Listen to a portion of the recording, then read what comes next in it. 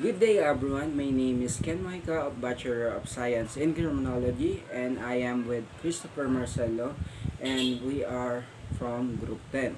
We are going to discuss about the Cambodia police system. So let's start with the key elements of our discussion. So first we will going to discuss the location of Cambodia, the police system, 3. Number of personnel, 4. Cambodian National Police, 5. Cambodian National Police Ranking System, 6. Organizational structure of Cambodian Police, number 7. Police Force of Cambodia, and number 8. Values, and lastly the additional info about Cambodia police system. So let's start with the location of Cambodia. So the Kingdom of Cambodia is a country in Southeast Asia. In the Khmer language, the country is called Kampuchea. It is located beside Thailand, Vietnam, and Laos, and also has a coastline along the Gulf of Thailand. So it is known for its beautiful and sunny beaches, lush natural attraction, delicious food, and the charming capital city, Phnom Penh. So police system. So the Cambodian legal system is based largely on the French civil system, and it is statute based, and the constitution is the supreme law. So the Cambodian legal system is sinusunod nila yung mga batas na naisabatas sa kanilang lugar, and yun yung ginagamit nila para pangalagaan yung security at yung peace sa kanilang lugar. And the constitution is the supreme law, so yung constitution nila yung pinaka sinusunod talaga nila, and yun yung pinakamataas na law na wala ng ibang batas na mas tataas pa sa supreme law nila. So, the legal system has evolved from unwritten customary law prevalent during the Angkorian times to statutory law. So, dati, yung sinusunod nila is unwritten pa. So, yung parang,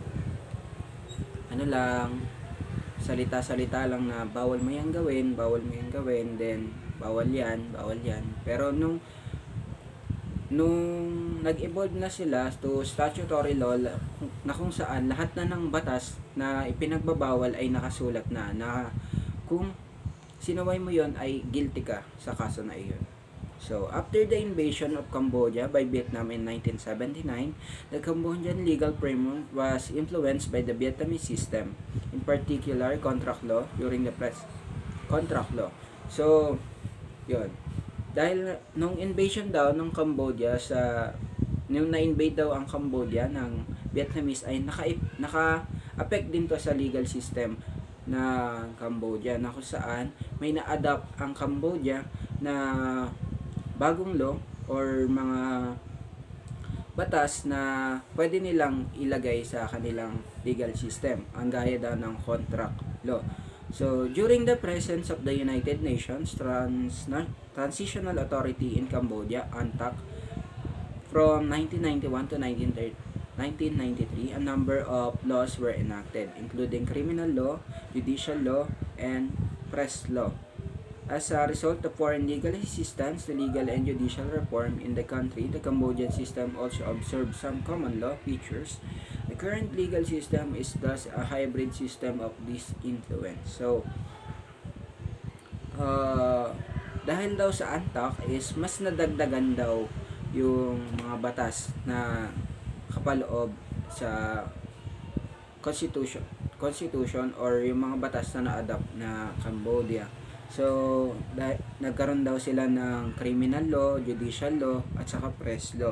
Then, also, naka-absorb din sila ng common law features. So, dahil daw dito sa mga batas na ito na naka-influence sa Cambodia is yung current legal system nila ay matatawag natin na hybrid dahil pinaghalo-halo na ito.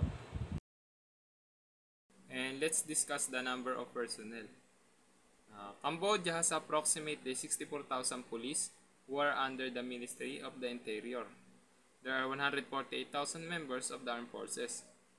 Sabi dito, kasama daw ang Army, Navy, at saka Air Force.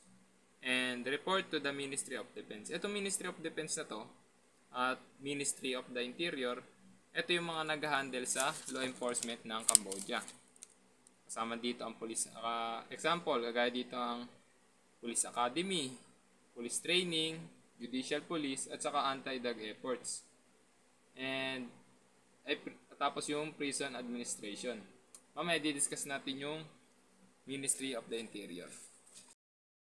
So let's proceed to the Cambodian National Police. The Ministry of the Interior is the Interior Ministry of the Kingdom of Cambodia. The ministry has a broad mandate and is responsible for public administration throughout Cambodia's 25 capital city, provinces, and 203 district, khan, or municipality. The ministry governs the Cambodian National Police and the administration of the law enforcement, including the Police Academy, Police Training, Judicial Police, Anti-Drug Efforts, Border Police, and Prison Administration. So kung sa Philippines, we have the DILG or the Department of the Interior and Local Government. In Cambodia, we have the Ministry of Interior. Sila yung mahawak sa Cambodian National Police, while sa atin, ang mahawak sa Philippine National Police ay ang DILG.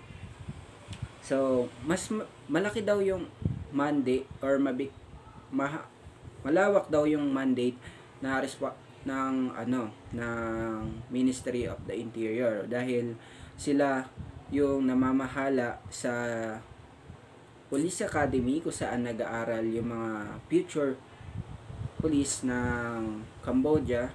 Then yung police training, sila yung namamahala sa training kung paano ba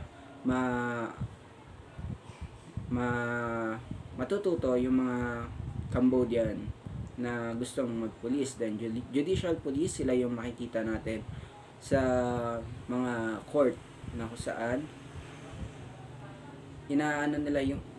pinapangalagaan nila yung safety ng mga tao sa mga court. Then we have anti-drug efforts.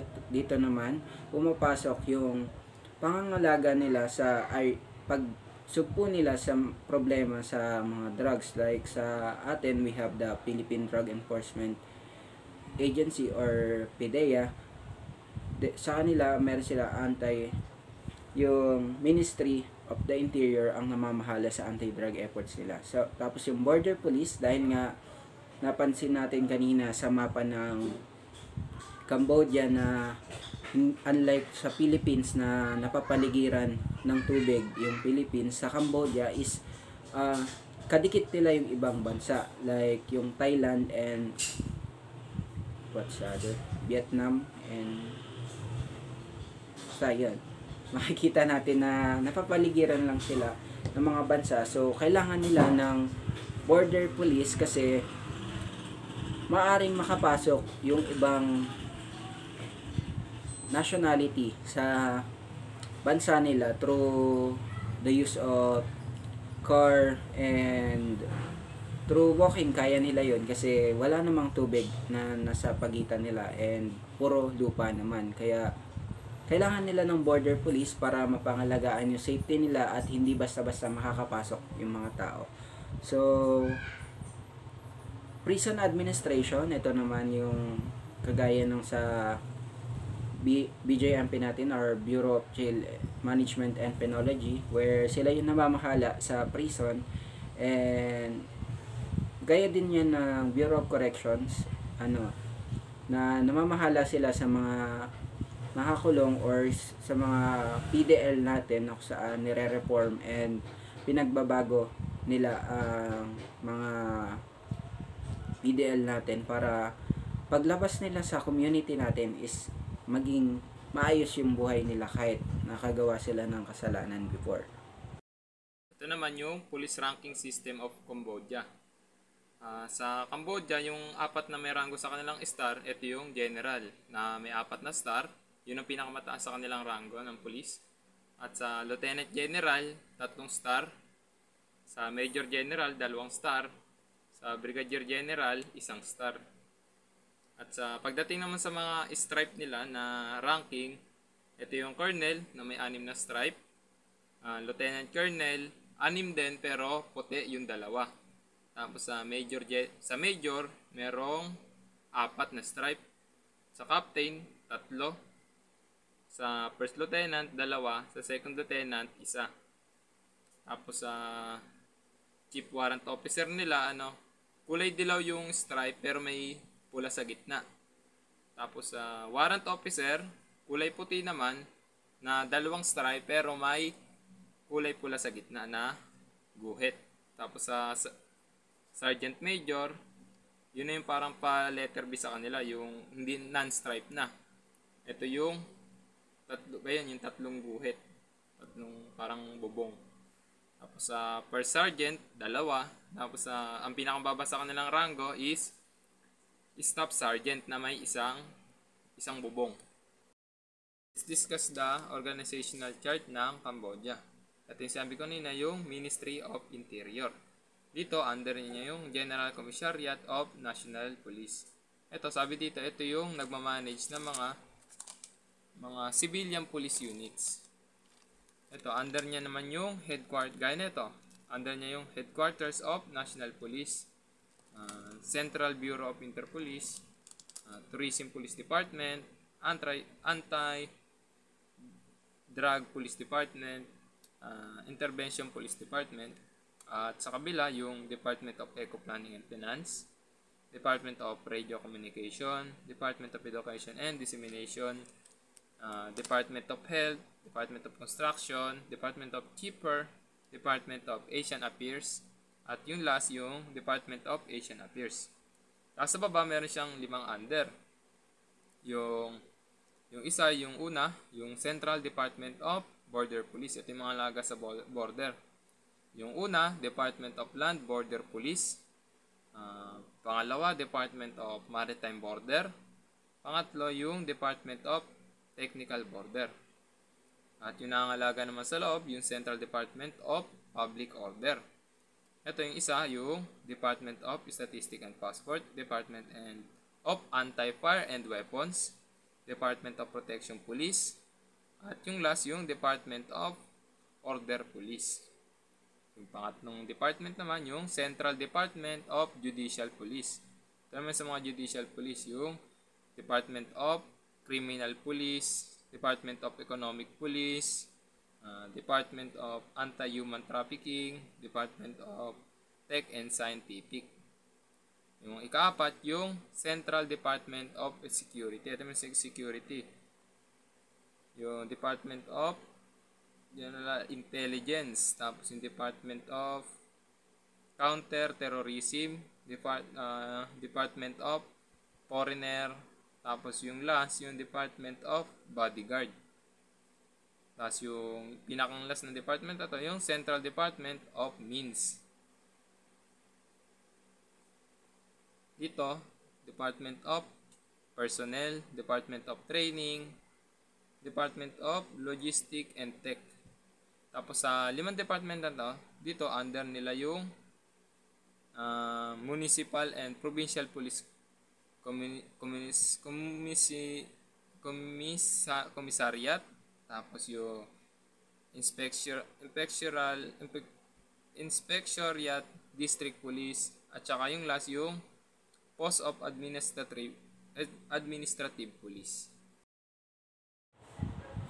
The Cambodia's National Police Force is organized into 6 central departments, namely Security, Transport, Public Order, Border, Administrative, and Judicial. So, security, dito pumapasok ang pangangalaga sa seguridad ng mga mamamayan pati na rin ang bansa. So, sa transport naman, sila namamahala sa mga batas trapiko, accidents related to car or transportation, and also the safety of pedestrian and people in highways or roads, national roads.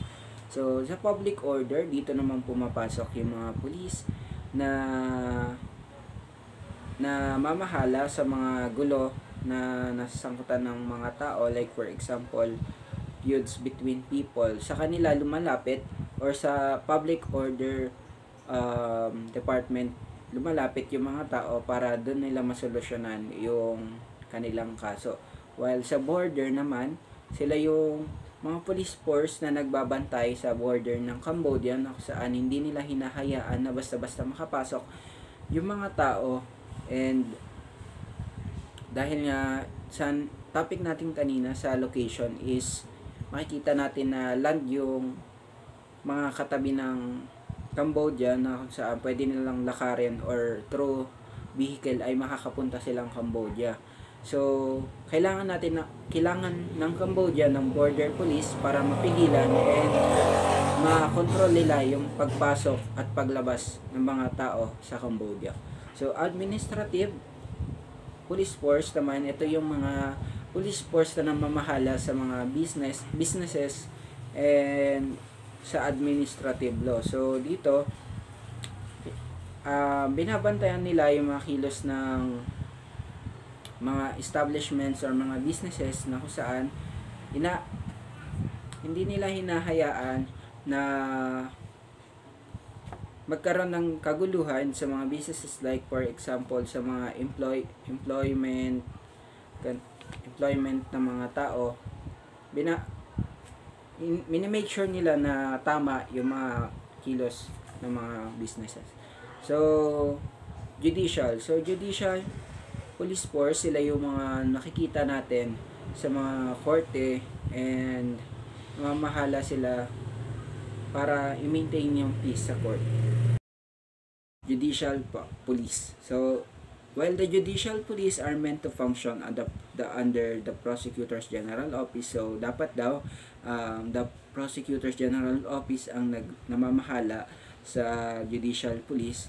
Sa Cambodia, they receive orders from the National Police Commander. So hindi galing sa General Prosecutor's Office ang orders na sinusunod ng judicial power, because they are from the National Police Commander. So meaning walang power or walang control ang prosecutor sa Judicial Police Department ng Cambodia. So, Cambodia National Police values. So, we have honesty, integrity, just and fair within the law, transparent and responsible, building relationship with communities, respect the different needs of the people, and protecting rights, equality, and human dignity. So, sa honesty, so, dapat ang Cambodia National Police ay honest and sinasabi nila yung mga totoo. Hindi yung magsisinungaling sila sa tunay na nangyari and may kinikilingan. So, dapat honest tayo kung ano talaga yung tunay na nangyari. Yun ang ating sasabihin. So, integrity. So, sa integrity naman is yung hindi nanlalamang or hindi nag-cheat yung Cambodian National Police. Sa integrity, dapat may integridad ang mga Cambodian National Police na kung saan dapat ay walang flaw sa kanila na gumagawa sila ng mga mali or mga may kinikilingan sila. Dapat sa integrity, kung ano yung tunay na nangyari ay yun ang maire-report. So just and fair within the law. So just and fair, so dapat ang Cambodian National Police ay fair sa lahat ng tao, na kung saan kung mayaman ang nagkasala ay dapat pa rin tong managot, patira na rin kung kahit mahirap or mayaman ka man. So sa just and fair, equal treatment sa lahat ng tao within the law. So number 4, transparent and responsible. So transparent, like kanina ko pa sinasabi na dapat tama yung ginagawa natin and pinapakita natin sa mga tao na wala tayong kinikilingan, and transparent yung birth natin na pinapakita natin na kung paano tayo mag-works, and tayo dapat ay responsible sa lahat ng action na gagawin natin, mapakasama man yan sa trabaho natin or kahit sa action natin sa labas, ay responsable tayo sa lahat ng kinikilos natin. So number 5, building relationship with community. So dito naman pumapasok yung pakikipag relation sa community natin, na kung saan binibuild up natin yung relation na kung saan hindi natatakot yung mga tao na mag-report sa atin na, and kung kailangan natin sila or yung kailangan natin humingi ng tulong sa kanila, ay makakalapit tayo sa kanila, and ang kapalit nun ay pag lumapit sila sa atin ay tayo rin ay tutulong sa kanila. So that's how building relationship. So meron din tayong ganyan sa Philippines, and public police relations ang namamahala doon, saan binibuild up ng ating PNP ang relation ng PNP or the law enforcement sa tao or sa mga Pilipino, para magkaroon ng trust ang isa't isa. So hindi na matatakot ang mga tao na mag-report sa ating kapulisan, and ganun lang din sa Cambodia, binibuild up yung relation. Respect the different needs of the people. So dito pumapasok pagkakaroon ng respeto sa pagkakaiba-iba ng tao at pagkakaiba-iba ng mga pangangailangan nila.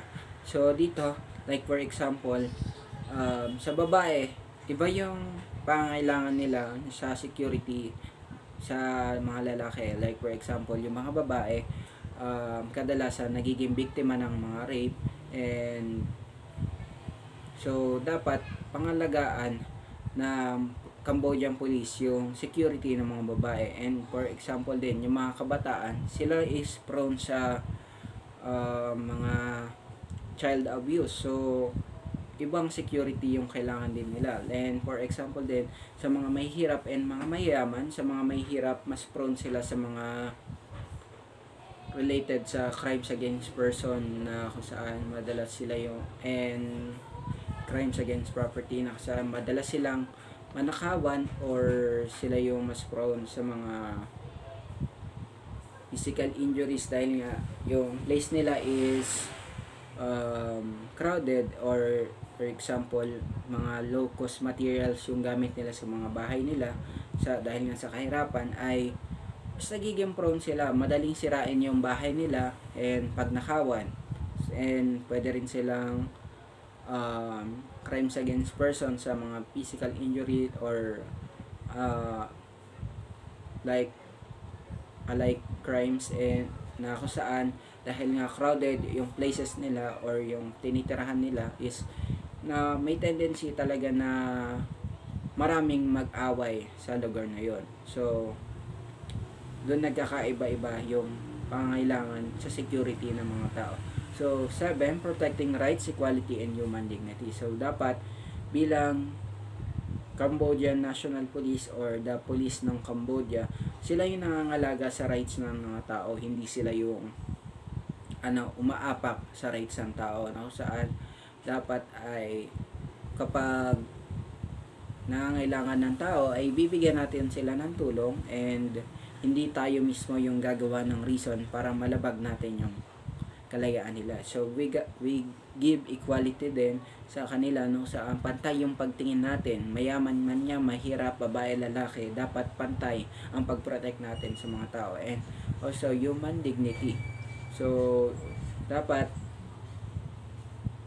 kahit dahil nga tao, pinoprotektahan dapat natin yung dignidad ng bawat isa. Let me introduce to you Lieutenant General Sartet. So, Lieutenant General Sartet is a newly appointed police chief. He was appointed by King Norodom Sihamoni by the virtue of a royal decree on August 23, 2023. He is the successor of Net Sobom, who is now a Deputy Prime Minister of Cambodia.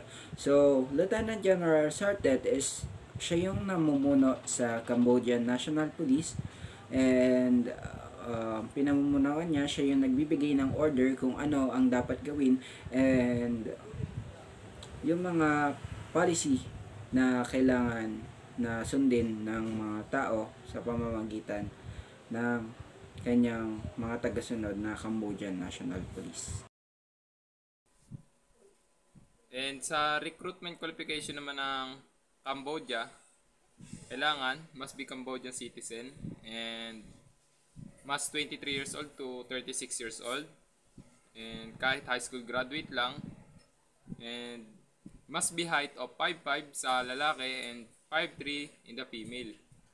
Kagaya lang din sa atin, bago ka mapag-apply sa ating Philippine National Police, kailangan you are a certified Filipino citizen, Philippine citizen. Kagaya lang din sa Cambodia, yun, Cambodian citizen din ang kailangan nila. And sa selection process naman, the mode of selection in this country is family-based, which means that the priority is given to application with the parent or either to the father or the mother is serving in the Cambodian police force. Yan, selection process sa kanila pag-apply sa kanilang police system is kung yung parents ng aplikante nagsaserve sa kanilang police force, yun ang mas kanilang pinipili kaysa sa ibang kadete. At training naman, sabi dito, rigorous combative training is conducted in Cambodian police camps. Sa Cambodia daw, merong mahigpit na training na ginagawa sa Cambodian police camp. Ayun, gaya ng mga napapanood sa TikTok sa Cambodia na pinapahirapan talaga sila, sinisikmuraan, sinisipa.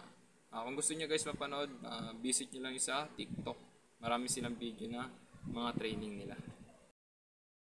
And sa retirement age naman, the retirement age of the Cambodian National Police is at 60 years old, where full benefits will be given with the beginning of age of 60, and they also have a chance to have a position in the government of Cambodia. Yun. Sa kanila, 60 years old ang kanilang retirement, kagaya lang din sa atin sa Pilipinas. Kung matatandaan natin, kung makapag-apply ang isang aplikante sa kanilang 23 years old at nakapasok, meron itong makapagserbisyo ito ng 37 years at kung ang aplikante naman na nakapasok ay 36 years old na, 24 years na lang siya magsiservisyo. At pagtapos nitong magserbisyo sa kanilang police force, meron silang tsansa na makakuha ng posisyon sa kanilang gobyerno. So in conclusion, the Cambodian legal system has hybrid legal system na kung saan marami silang batas na na-adopt sa mga bansa na gaya ng Vietnam na sumakop sa kanila at saka ng France na na-adopt nila ang kanilang French civil law or civil system. So ang merong namamahala dito, ito ay ang Ministry of the Interior of the Kingdom of Cambodia na kung saan ito ang may hawak sa kanilang Cambodian National Police at ang Cambodian National Police naman ang namamahala para sa peace and order sa kanilang bansa. So, ang mga pulis ay dumadaan, ang Ministry of the Interior ng Cambodia ay siya ring namamahala sa training na kung saan masasabi nating rigorous combative training na kung saan hinahasa ang mga kapulisan natin, kapulisan ng Cambodia na sa pakikipaglaban. So, hindi sapat ang lakas ng katawan at inaano rin ang pag-uugali sa Cambodian National Police. Kaya we have the values like honesty, integrity, and respeto, and pagbibigay ng protection sa kalayaan or sa mga freedom or rights ng bawat tao. So, dadalhin nila ang lahat ng aral na to hanggang sa kanilang retirement na 60 years old na kung saan pagtapos nilang mag-retired is pwede silang magtrabaho sa kanilang gobyerno. So, masasabi nating unique ang Cambodian policing system dahil sa kanilang judicial police na kung saan sa ibang bansa ang namamahala dito ay Prosecutors General's Office while in the Cambodia ang namamahala dito ay ang National Police Commander ng Cambodia. So let's end this discussion with John Maxwell. A great leader's courage to fulfill his vision comes from passion, not from position. So dito, sasabi natin na kung ang tao ay isang great leader or great leader, ang isang leader kung isinasa katuparan niya ang mga vision niya or mga naiisip niyang gawin kahit wala siyang posisyon. So, from passion. So, gusto niya yung ginagawa niya, kaya niya ginagawa yon. And, kahit wala siyang posisyon, ay na may vision siya na gustong tumulong sa tao, ay gagawin niyang tumulong sa tao kahit na wala siyang posisyon. Unlike sa ibang leaders na kahit may posisyon na ay wala pa rin silang passion, ay kahit may posisyon sila ay hindi pa rin napupulfill yung mga need nilang or yung trabaho nila. Isang great leader ay dahil sa kanilang passion na gusto nilang tumulong sa tao ay natulong sila kahit wala silang posisyon. Yun lamang po. Thank you.